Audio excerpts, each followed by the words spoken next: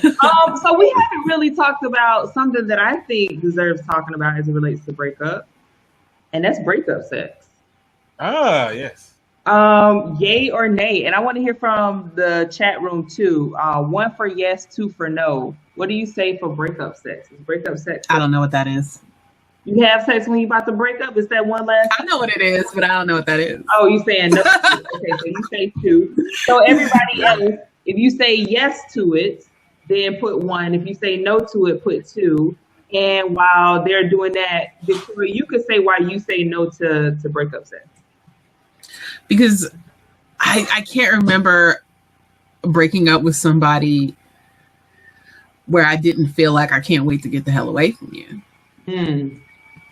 You know, because I had no desire to be intimate with those people by the time I'm ready to break up. By the time I'm ready to break up, I'm looking at you like this. You know, so I don't even want you near me.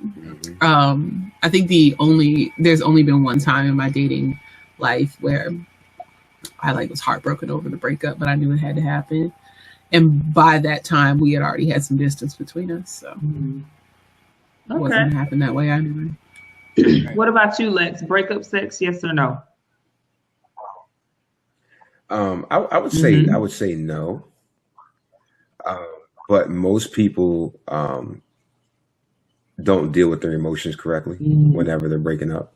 So in their mind, they break up, but their emotions are still very much attached. Most people don't know that you have to detox yourself from somebody once you break up. You need to have a period of time where you can kind of flush all the energy out of your system. I would say no, but like I say, majority of people, they get in their feelings, and then of course, it's human nature to have connection. So and then you end up, and then you know what ends up happening often? People end up getting pregnant during breakup sex. You know what? I used to call it the kiss off, right? Where you're gonna break up with the person, but you get one last in before you tell them you're breaking up. Right. So trifling. Well, nah, man. Look, Steph said my mom has a breakup baby. I could possibly be. I don't know. There's a couple of kiss offs where it ended the relationship just a little bit longer, but of course not now, right? I'm totally above that now. But, oh, sure you are. Oh yeah, for sure. But no, ideally, it's probably not a good idea. If you're ready, if you made the decision that you need to move on, having sex with someone, actually having sex with someone you've broken up with is probably stupid as well. Because it's like, I think one of the good things about breaking up with someone is putting the distance between you and that person. I mean, even if you break up where you guys don't hate each other or anything like that, it's just, you realize you weren't ready for each other.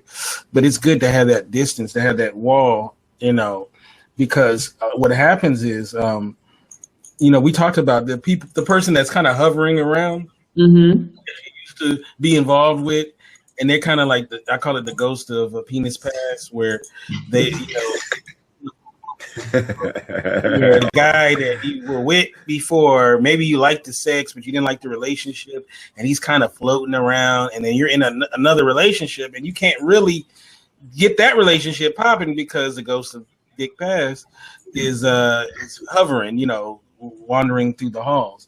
So you definitely, it's probably best to just let it go. So what about in those situations, for example, Lex, when you were going to Korea, that wasn't a bad situation. It was just like, babe, this is our last time together. Yeah. Well, whenever I left to Korea, we were still together. I broke the phone after you had already traveled. While I was in. Yeah, and most people who have breakup sex, they're not really, what they're saying, they're not really breaking up. What they're saying is emotionally we're still vibing, emotionally we still feel one another, but intellectually we don't know what we're doing. We just don't know. We don't know how to make this work because our idealisms are completely different places, but energetically we're so intact, like we're so compatible, especially sexually.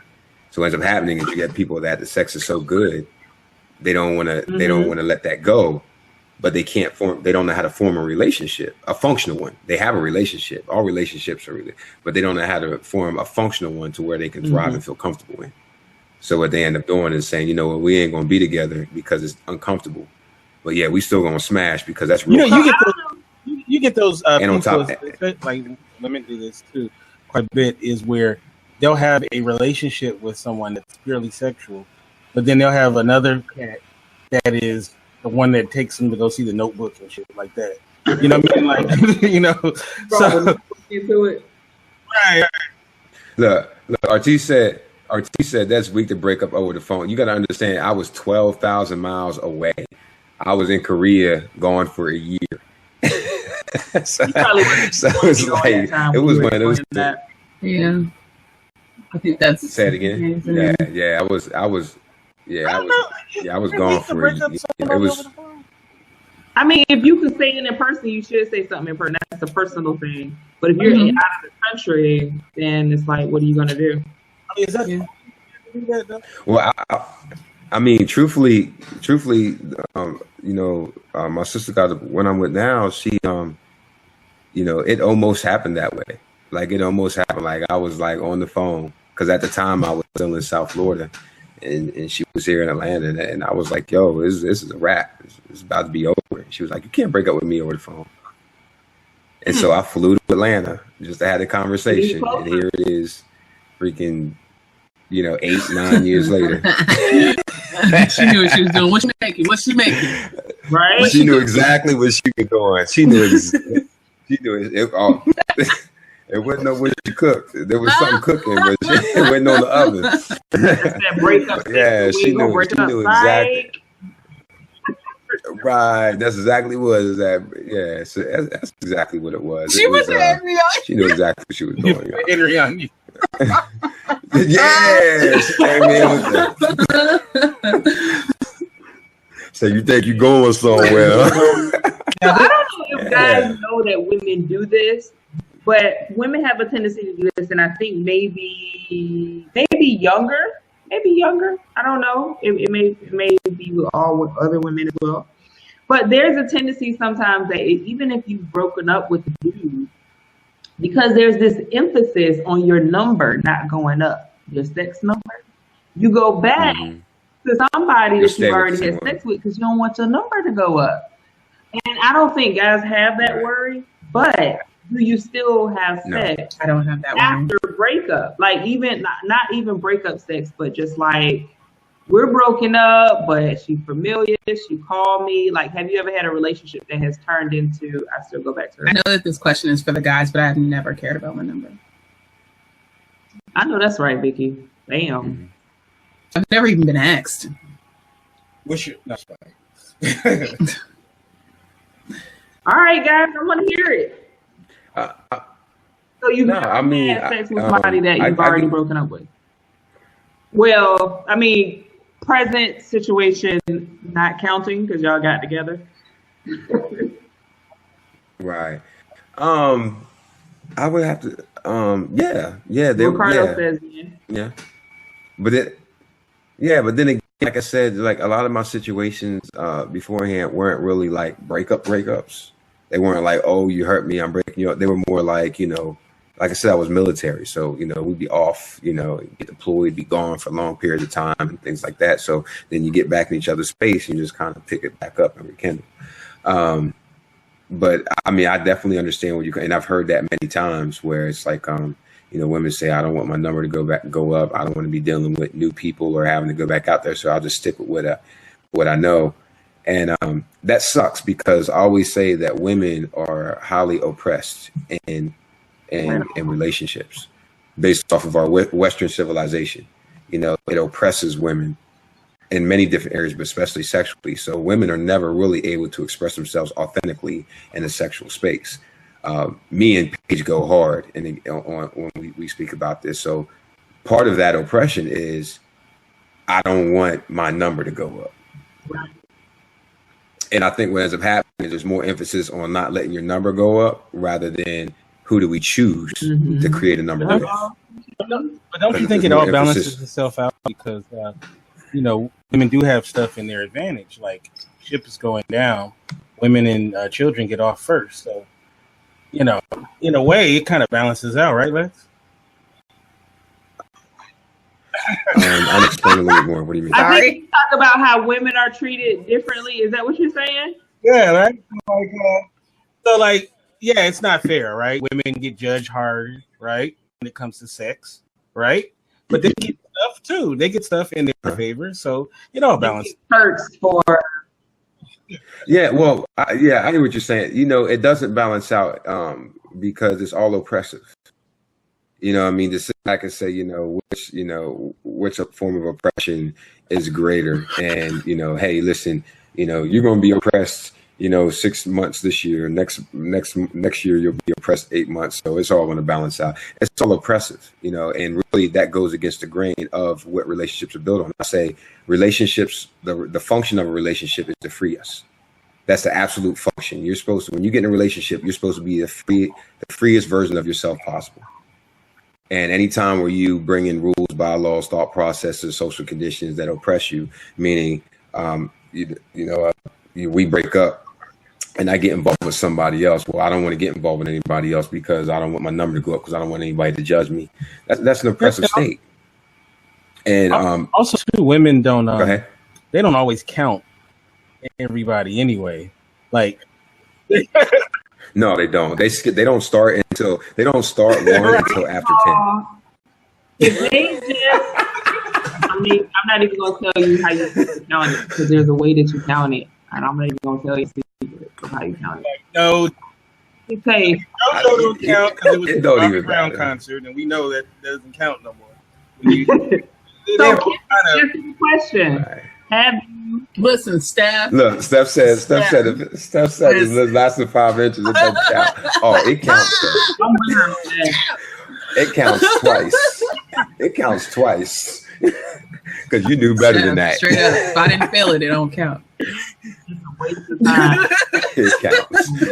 So, have you been with somebody that you broke up with? Oh yeah, I'm okay. Yeah. You like, I'm working on something now. No, that's why we having no show next week. No, I definitely have. Y'all saw that, right? Okay. Everybody. No, I've been broken up with many times and vice versa. But yeah, I've made that mistake. How did you take breaking up? How did you take getting broken up with, Kente? I'm real cynical, right? So, like, I don't take a lot of stuff real hard like that. Like, I could say that most of the times I've had a woman break up with me, that I can't remember a time where I was like, I don't want to say I was sad or, I think most of the times you can kind of see it coming. So you get into this situation where either I'm going to pull the plug or she going to pull the plug, like there was a time where I was offended once when a woman broke up with me because I'm like, I should be breaking up with you. Oh, wow. I definitely like that one time I was like, really? Because I was going to do it, right? And I was a little kind of like, she beat me to the punch. You were like, no, I'm breaking up because I thought it first. So no, you break up with me because I break up with you. Right. I had one time this one young lady I dated, right? And we broke up, but it was one of the few times where we maintained our friendship. And I remember it was a bunch of us sitting around and we were talking, and the other people didn't know that we had dated it once. And she was like, she mentioned how she broke up with me, and I was like, no, I broke up with you. Like, I was trying, on some levels, I was trying not to, like, she was totally lying, like, and I was saying, I was trying, like, why does this bother me? Like, no, I was trying to set the record straight. Like, no, I broke up with your ass. Why are you saying it? Why are you saying it? She was like, no, it was me. And I felt kind of silly even having that kind of back and forth, but I was like, no, you just told that you made that shit up. So then I had to like, That's a breakup Olympics. It sure was, right? It was real silly. But at the time, though, I was like, wait a minute, I did not you, but I don't know. It's weird how two people could be at an event and see the thing totally different. Like you're like, Right. You're sitting there like, with a confused look, like, no, that's not how it happened. Sometimes that perspective is just an outright lie, though. Mm-hmm. Yes, that like the way they saw it is literally just the way they wish it went. You know what I mean? Like that's they just read. They just convince themselves like, it was something. This isn't really about perspective. This is about reimagining. Right. I've had a girlfriend admit she cheated on me. Right.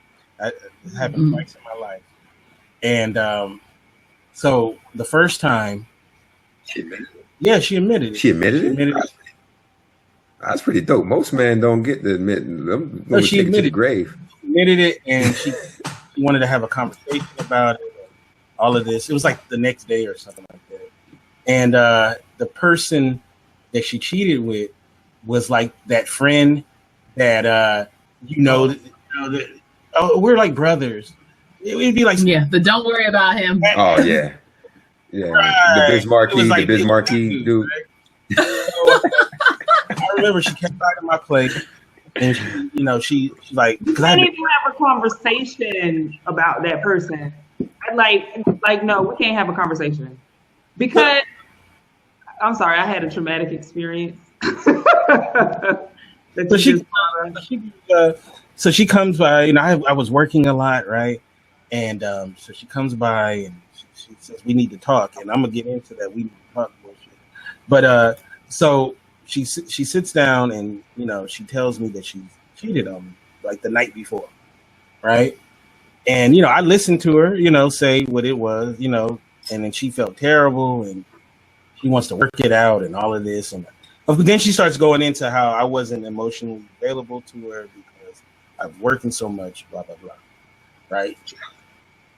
So how's that? How confusing is that? I want to work it out, but at the same time, I'm about to tell you why exactly I did it. So you want to stay with everything that you don't like. That doesn't make any sense. Before, all of that is null and void. Yeah, I mean, she did, but right. It was like a. She did, but I wasn't listening. This was cheated on me, and I was like, "What?" I went back to work. I went to work. I was chasing my money. I didn't really think she was gonna do nothing. I didn't think she was gonna. I was involved in a very special thing that was short. It was short term, but it took a lot of my time at that time. And but anyway, so when she finished telling me that she had cheated on me and all of this stuff, she wanted to talk about it and work on it. And then was it where? And then,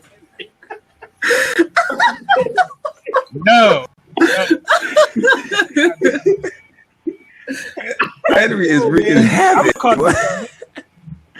He's walking into everybody's city. Man, like I gotta look under my bed tonight. Hey, what's up?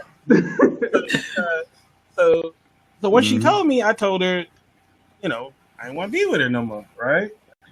And she got mad because she was like, we could talk about this and get this train back on the track. I'm like, what is there to talk about? Because at the end of the conversation, are the facts going to change?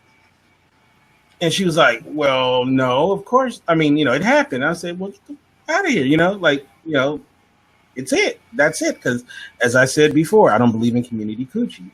So I don't. So, that was the end. That was the end of the situation. And I remember, like, during that time, she was like, blowing my phone up, talking about, let's work this out, let's do this, blah, blah, blah, blah, blah. That was it. I had to let that go. But man, Henry's wreaking havoc, man. Henry is like Tyrone before the internet. I know, man. It shows my name is Henry. And I'm here to I gotta see if I can reach out to him and tell him how popular he became one this year. I would love that. Man. I'm still on her mind. That's how it sounds like she was expecting you to forgive her.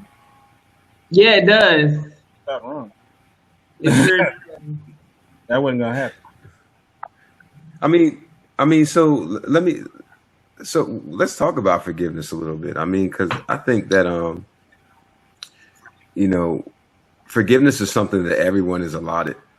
We need to be allotted forgiveness. I don't think there's anybody on the screen right now that hasn't done something or made a choice in their lifetime that could possibly that hurt somebody, or whether it was intentional or not intentional. But as you grow and you evolve as a person, forgiveness is needed, so that way you don't keep that same face that you had before you evolved.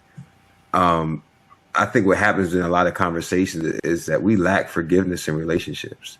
And when somebody makes a mistake based off of their human space, because we're all human beings, so you're susceptible to everything, emotional discourse, you're susceptible to everything. And I think we really narrow our relationships down and put a noose around the neck of them whenever we are so quick to throw forgiveness out the window. I'm with that, Lex. So if your woman cheated on you, it's an opportunity for you to forgive her. Absolutely. Listen, if my woman cheats on me, we're gonna have the conversation, and I can forgive her. It doesn't necessarily mean that it doesn't fix the issue at hand. You know, forgiveness is more so that way I'm not. Could you talk to my husband? Because I be trying to tell him, if I cheat on him, it don't mean that I love him. I could have just had organic energy with that person at that moment. But he feels like you'll end up on Dateline. Kente's over here being real though in the comments. Yeah. Hey, two people found behind the dumpster, now identified as Rasheem and Henry. You know, I be honest with you. I'm better now at forgiveness, but I was one of those people that I didn't forgive. I didn't have a lot of forgiveness in my heart when it came to not just relationships, but like people in general. Like I'm not a forgiving ass person. I'll be honest with you. So you said you're not a forgiving person? I'm better now. I'm much better.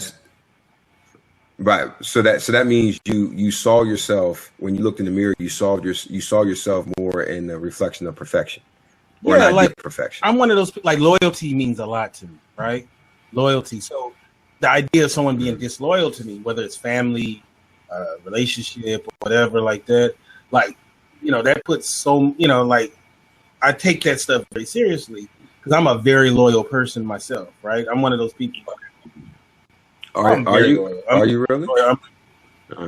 And the reason why I ask these questions is because this is stuff that often needs to be addressed when you talk about cheating, loyalty, and all these words have to be reevaluated. Because, for example, we say I'm a loyal person, and we say loyalty means you don't go anywhere. But we spoke about earlier in the conversation, we talked about self-reflection and how you need to have emotional balance and emotional fitness and making sure that you protect the people that you love from your own emotional dysfunction. So if I say, I need you to be loyal to me, Rasheem, but at the same time, I'm disloyal to you because I make you deal with all my bullshit. I make you deal with the stress of my emotional dysfunction. I make you deal with my male impotence because I don't take care of my health. I don't take care of my body. So I got high blood pressure on medication. So now I've got erectile dysfunction. But I want you to be loyal to my sickness. And see, what happens is we put loyalty on things, but at the same time, we never step back and say, what are we asking them to be loyal to? And we throw around loyalty a lot, and then we throw around cheating a lot. I say the definition of cheating is when two people have an unfair advantage on a mutually agreed situation. So if you're in a relationship, if I'm in a relationship with you, Victoria, and I give you everything, there's nothing that you don't receive, then how am I cheating? I come home, I make sure you're taken care of. I give you emotional connection. I give you spiritual connection. I give you physical connection. There's nothing that you lose out with me. But then but if I have an experience with somebody else, like Rasheem said, an organic, energetic experience, now I've cheated. So it's kind of like saying, hey, you have a job, and then you and then you mess around. You have a job doing IT, and then somebody says, hey, man, I need some wire ran. And, you know, I need some Ethernet cord ran somewhere, and you go and do it, and you come back to your job and they say, hey, you cheated. What do you mean? Well, you ran a wire for somebody else. It was a conflict of interest per the parameters of the contract, because that's really where, like, that's where it starts to get money. And that's where it boils down to. And that's why we say that we have to reevaluate how we look. We have to We have to reevaluate how we look at relationships, because relationships nowadays are more contractual business agreements. They're not human connections. So we thrive for human connection, but at the same time we're socialized as a business interaction. And that's why we say relationships in Western civilization, possession is 9/10 of relationships. We look to possess people because we don't want to own ourselves. We want to own somebody else, but yet we won't own ourselves. I want to own you. I want to own your behaviors. I want to own your actions, but I won't own my own. I'm going to be unhealthy. I'm going to eat unhealthy. I'm not going to meditate. I'm not going to work on my spirit. I'm not going to work on how I engage with the world. But yet I want you to follow my rules. And this is why we have so many breakups. This is why we have a hard time having a solid family structure and foundation, because we want everybody to do what we want to do, but we won't do what we need to do for ourselves. Right. You're definitely right. I agree with 98% of that. And that's a good thing. I'll take 98. I'm not attached to the 2% at all. For the next episode of Mars Venus, we're going to do a drinking game every time Rasheen plays with her hair. I only did it one time. I don't know, Rasheen, that was a setup, because she put all them roots out. She was like, she did that. It was like a commercial. I almost started. I was like, damn. Yeah. Because man, divine femininity, man, is through her hair, man. She put all the natural roots out there. She knew what she was doing. Go ahead, Rasheen. Is Henry in here? Is Henry somewhere in here? Henry, where you at, player? Henry's coming over. Now, let me ask you something. Henry is in the rack. Right? Yeah. Have you, the ladies, have you ever broken up with somebody and they cried? Yeah. And how did you sit on the phone for 2 hours begging me not to break up with him? Really? Now Wow. I'm gonna ask Rasheen, did that sway you in any kind of way? It didn't, only because it made me feel bad, but it didn't because of everything that led up to that. It was just like I had sympathy and I wasn't cold, you know what I mean? And I sat with them. But at the same time, it was like so much had already happened. So it's just like that was like one moment of tears compared to all of the tears that I had that led up to it. So no. Right. What about you? Sorry. I'm somebody who doesn't play around with breaking up. When I'm done, I'm actually done. There's really nothing else you could say to sway me. Oh, wow. So do as far as tears. I definitely felt bad. I felt bad, but I don't believe in staying with somebody because I feel bad. So, you get over this and you'll be all right. Wait, was it a or was it a what? Did you do it on St. Patrick's Day? I would never do something like that. I've learned from my own heartbreak. It was some point during the summer. He was all right. You can't break. Someone told me they got broken up. You ruined this. Oh, right. That's true. Ain't right. He was a 6'4" college basketball player. Boo was gonna be all right. Right. What's that got to do? You know how many 6'4" somebody was gonna make his ass feel better during the summer. I'm not worried at all. Where in areas where I grew up with, especially 6'4", football, basketball, any type of black athlete, Becky was gonna find his ass and make him feel extra special. Especially in Maryland. Especially. So in Maryland. Some sort of shoulder. Some sort of shoulder or lap. Or jaw. They'd been like, he went to the NFL. No, he should get out. Yeah, they're sick Becky on you. Right? Look. Oh, they ain't got to stick Becky in Maryland. Becky finds Maryland, you. Becky ready. Yeah. Becky's a state ready. Maryland. See them boppers in the corner. Right out the back door. I've never cried though, over a breakup. You said you never No, cried I mean over I've been, a breakup. disappointed. Yeah, I've been Yeah, me neither. disappointed and stuff, but I've never been like, crying in my sweet tea or whatever, wishing she was back or whatever like that. Not the sweet tea. Yeah, me neither. Yeah, like looking at her picture and remembering the good times, But I'm not going to say that I never cared or anything like that. But sometimes though, I feel like when someone does break up with you, they feel like they want a response. Like I think sometimes people want you to feel the knife, and when you don't give it to them, like I've had that happen where, and then they're like, "Oh well, you didn't even care about me." I'm like. Right. That's exactly what was said to me.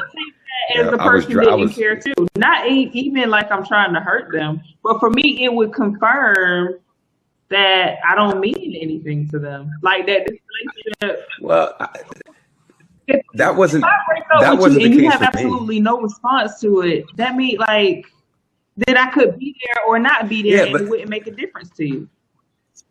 Well, see, and that's something. See, that's something that you have to convince yourself of, because I would tell you, for me, from my personal experience, I was driving to Maryland, and to see the young lady, and she called me, and she broke up with me on the phone on the way there, and I said, "Okay." She's like, "That's all you have to say?" And I was like, "Yeah, I mean, you made your decision." And see, and that's more of my personality. My personality is like, I'm not going to force you to want to be around me. I'm not going to force you to like me. I'm not going to force you. Like, my personality, again, I'm a Leo. I don't want to force anybody to like me. If you're vibing with me or you don't. So when you say you're not dealing with me no more, of course I feel it, because I really liked her. I care for her. But there's nothing that I could do. Once you make that decision, there's nothing I could do. And you didn't want to have a conversation like we spoke about earlier to possibly me change a behavior pattern or a thought process in order to make it more comfortable for you. I'd have been open to that conversation. So hey, listen. Didn't give no reason. She was just like, we're done. And it was, I know what it was. It was the age difference. She was 10 years old. She could have, she couldn't have told you that from before you was driving to her house though? True, but that didn't even matter to me because I'm from Maryland, so I kept going well. She could have at least half on the tank. Anyway, Frederick Brown. I was born and raised in Cumberland, but I graduated from Frederick High. But at that time, I just went to DC to see my sister and my cousin. So it was one of those things, and I was just like, damn, that sucks. But at the end of the day, what are you going to do? You just keep moving. She was probably trying to get to you before you got to her. I think that was probably her real insecurity, because if she was 10 years older than you. Yeah, it was one of those things where it's like, I'm pretty sure it was, she didn't think I was prepared. And I think she was correct. Because at 20, at that age, I was mature, but I wasn't prepared. I wasn't prepared. I would have became prepared if anything would have happened. You know what I mean? But I wasn't prepared. So she made the right call. I was a good dude, but I just wasn't good for her. Sometimes it be that way. Okay, so one last thing I want to talk about before we say goodbye is after having broken up with somebody, doing a relationship autopsy, kind of see where it went bad, right? And I don't know that we do that. Like a lot of us will blame, she was crazy, he was crazy, or whatever. And because even in the fact that, let's just say he's crazy or she was crazy, you did pick them. So, that it was the person you picked. And if the last 6-7 people you done dated were quote unquote crazy, what does it say about you? Right. Track who you are. So Lex, I'm going to start with you. How do you suggest someone do a relationship autopsy? Once the relationship's crashed, burned, you're no longer with the person. What are some good techniques you think people should, to really get a look at where it went bad? I mean, obviously you got to be honest with yourself, number one, right? Right. Right. Yeah, definitely. Once you break up with somebody, you got to look at this. A mentor and a brother of mine, I don't know if you guys ever listened to the Zoe What Morning Show, but Zoe William, yeah, Zoe's one of my clients, and he's a really good brother. But he says relationships are the university of you. You will learn more about yourself in a relationship than you will in any other part of your life, and I 100% agree with that. Once you enter into a relationship, you enter into a classroom. You're going to start finding out how you behave, how you act, how you think based off of the curriculum that's set in front of you with that person. Then whenever you break up, it's your job to find out whether you graduated or you failed, and you're going to retake that class in a different emotional university or a different emotional institution. So whenever you break up with somebody, the first thing you got to say is, what lesson did I learn about myself? The first thing most people do is, oh, I'll never pick that person again because they did this to me. Which in reality, you can never control that. The only thing you control is how well do you reflect yourself and choose people that looks like you or that vibrates on your level. So you got to ask yourself, well, what did I learn about myself? What did I learn about how I handle conflicts? What did I learn about how I attracted that person? How did that person get into my life? If they were so bad, if they were so traumatic, how did they get here? How did I choose them? And am I in a different space now than I was when I attracted them, when I initially attracted them? I got all these, I'm seeing all these things popping up. And I can answer this along with Steph. She says, is there any need for closure? Really, closure comes with yourself. It's not so much with that person. The closure is, have I graduated? What was my contribution to my experience?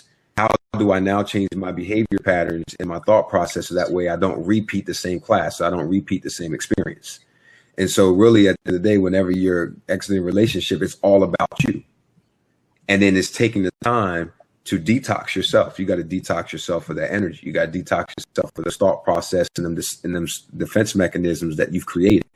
Because oftentimes what we do is we jump into a new relationship and we carry all those defense mechanisms that we have from. So now we start charging our new people with all the bullshit that our old people did.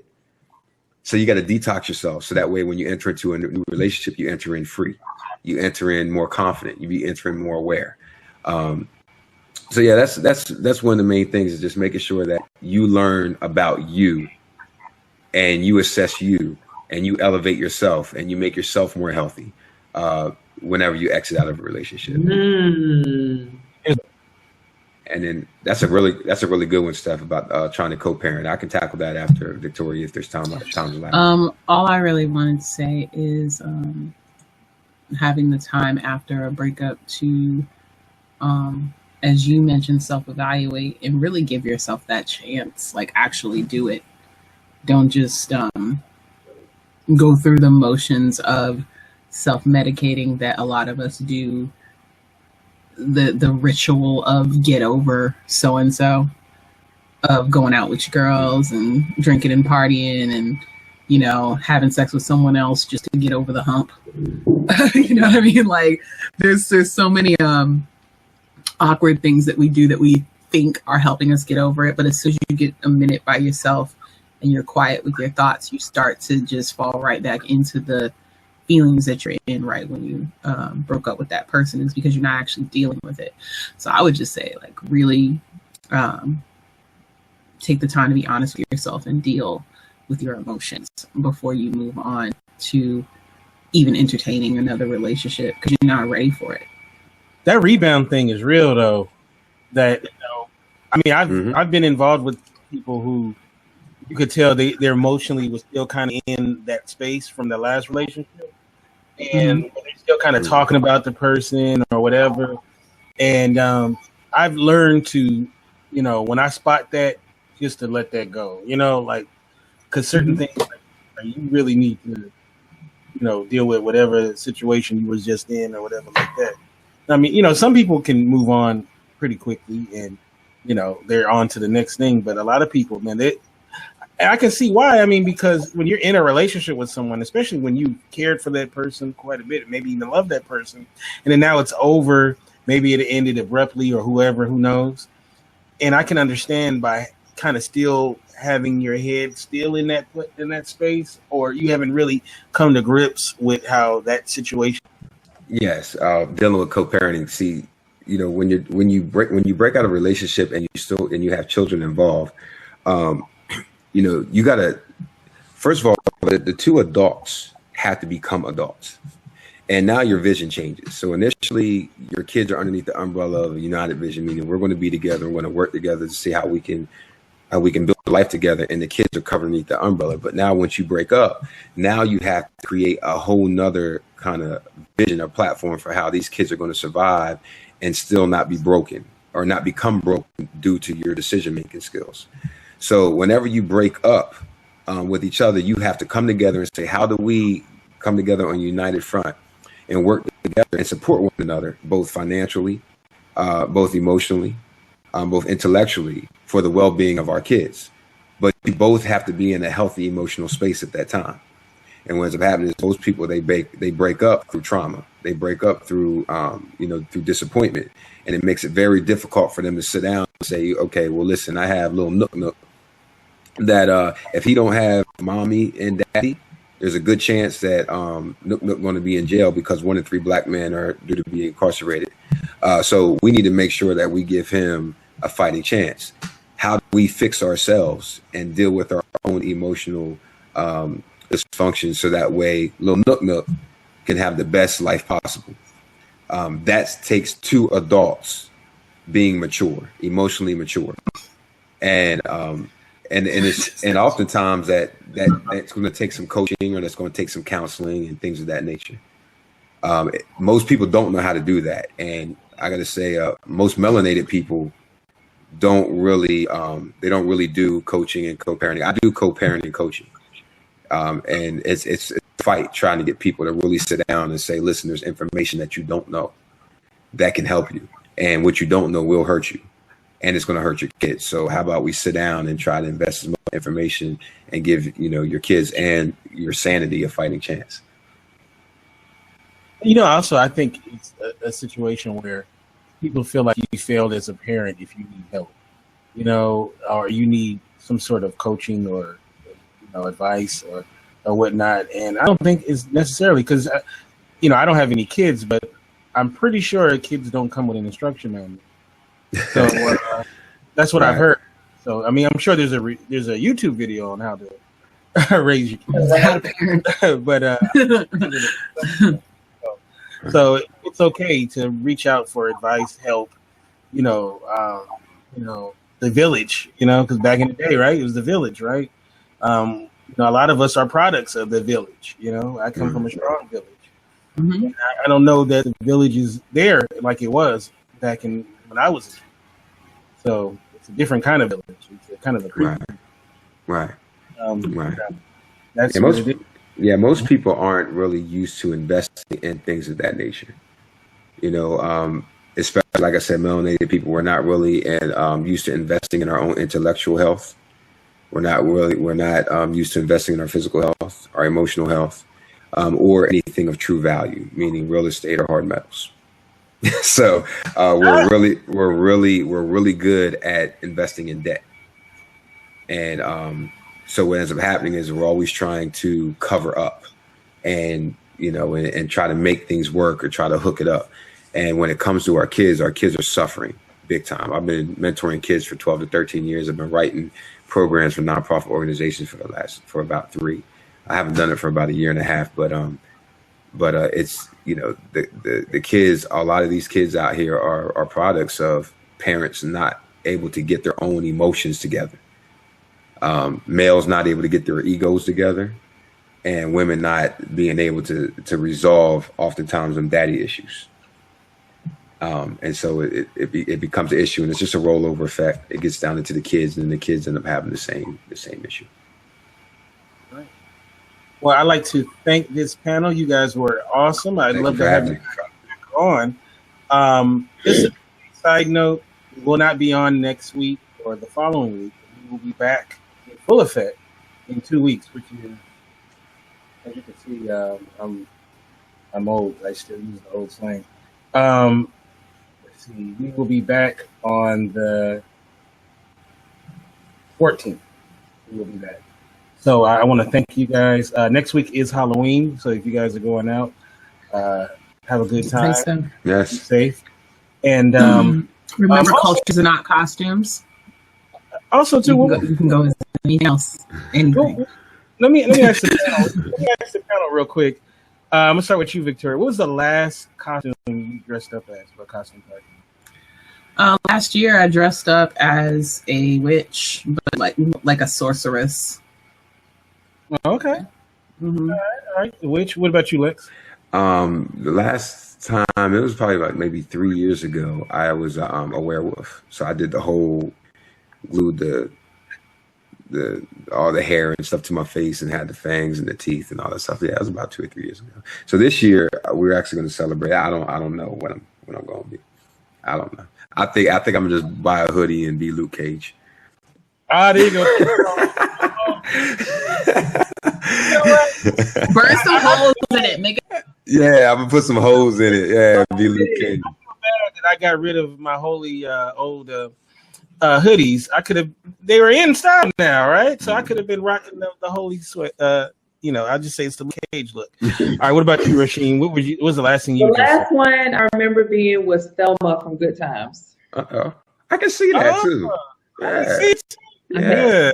Outfit. It was cute. Yeah. That was the last The last thing I dressed up as was Michael Myers. That's crazy. I just dressed up as Michael Myers. I did a comedy skit for STFU on Friday, and that was Michael Myers. That's hilarious. But you know what I learned though from dressing up as Michael Myers, and I had the official mask on. I understand why he kills people because that mask is a bitch. To get on, oh my god! Like what was so funny was that I went to like a costume party, and most of the night I had like the mask in my hand. Because you can't breathe in that. It's hot. It's hot and muggy and terrible. So we're gonna start off. It smells like plastic. Yeah, so I see why Michael is a murderous person. All right, so Victoria, how can people get you in social media? Tell us about your website, the Woke Squad. When can we hear more content from you and your beauty blog, everything? Okay. I'll start with the beauty blog. It's Vikeejeah.com, spelled Vikeejeah. And that's .com. I do personal beauty consulting. So if you need somebody to do in-house makeup lessons with you, that's me. If you need someone to be your personal shopper or your wing woman, as I like to call it, for beauty products and helping you out in that manner, I can do that. Also, I usually post every Tuesday and Saturday on my beauty channel, which is also called Vikeejeah. I have the Facebook fan page, also Vikeejeah, Twitter, all that, all those major social media platforms are all Vikeejeah. And then there's the Woke Squad, which you can find us on Twitter at the Woke Squad Pod. You can find us on YouTube as the Woke Squad. You can find us on Facebook at facebook.com/Woke Squad. And I think that's pretty much it for the Woke Squad. Like I said, we do Google Hangouts every Sunday where we record our show on our YouTube channel. And then we broadcast our show on Legacy Internet Radio every Friday from 7 to 9 or 10, depending on how long we decided to talk that day. So this week is going to be a long one. We had a lot of fun this week. Let me ask you. Michelle Obama's middle name is LaVon, and that just did something to me, you guys. Like, that just did something to my soul. I said, Auntie LaVon. That's why I love her so much. Auntie LaVon. Yes. So that was a huge moment on the show. I love Auntie LaVon. I'm gonna miss Auntie LaVon for it. She ain't going nowhere. I hope not. My God. Well, 2024, man. The Republicans think Obama's getting a third term, so if we could. Let me ask you a quick question though. You said that you are a shopper. What is it? A personal shopper? Personal beauty consultant. So I do personal shopping, and well, for people who are like new to makeup or are too busy in their life to really take the time to shop for that kind of stuff, I'm the one to do it for them. Get out of here. Okay. Yeah. All right. Hey, I need to be a personal shopper, but like electronics and stuff. Yeah, There might be a market for that. Yeah. I know, right? I like that. All right. Thank you so much. I'm a big fan of the work, and I'm so glad to have you on. It was really a pleasure. Thank you so much. So, Lex Kelly, once again, because it's an audio podcast as well, tell us, your social media. When can we check you out? Your programs and all that good stuff. I always say the best place to catch me right now is on my Facebook, which is Mr. Lex Kelly on Facebook. So send me a request. Also have the group, the Lex Kelly Show. I'm looking to relaunch that in like 2017, but of course there's going to be in combination with the other platforms with Dr. Boyce Watkins' channel. So I'm still working on that. But whenever I do get it done and situated, you will know about it if you follow me on Facebook, Instagram. Lex Kelly. Yeah, man, that's where I'm at. In 2000, probably like maybe February, I'll launch the blog website. That's myword.com. If you follow me and everything say where that's my word. So that's myword.com. It'll be dropping in like February. And hopefully by the end of 2017, I'll roll out the first of 5 books that I've written. So. Oh man, and congratulations to both of you. That's awesome, man. And I'm definitely, we're all going to be supporters of what you guys are doing. I think. And last but definitely not least, the Queen of Baltimore, Henry's favorite ex-girlfriend. Henry's favorite. Everybody's favorite ex. Well, all of my ex's favorite anyway. I think that's a fact. I don't think I'm being boastful. So here's my information. You can catch me ShavillaRashim.com. On Twitter, I'm srashim. On Snapchat is s.rashim. The show is The Counter Narrative. It's on Saturday nights at 9:30 p.m. Eastern Time on YouTube. And if you click that link, is it clickable? It's not clickable, but you could copy paste. So if you take that link, you'll be able to get to my YouTube channel. Please subscribe. And there's also a link on there for my Facebook page. So then there's a bonus show on The Counter Narrative coming up.